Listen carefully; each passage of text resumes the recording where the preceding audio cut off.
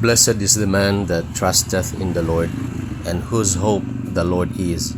For he shall be as a tree planted by the waters, and that spreadeth out her roots by the river, and shall not see when heat cometh, but her leaf shall be green, and shall not be careful in the year of drought, neither shall cease from yielding fruit.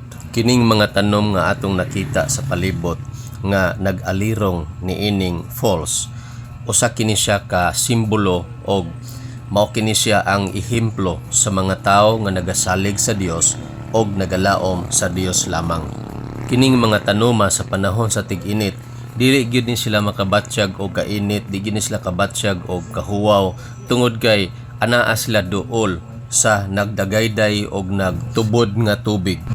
Kining tubig nga nagdagayday, usa kini siya kapag pamatuod sa presensya sa Dios. Nga ang usa ka tawo nga kanunay naa sa presensya sa Dios, iya gayong matagamtaman ang kamaayo sa Dios sa iyang kinabuhi.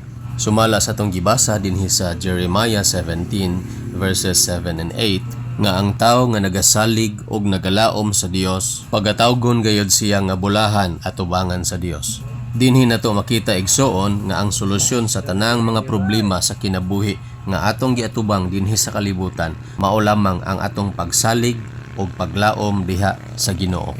Kay ang Dios lamang ang bugtong nasayod sa atong kinabuhi.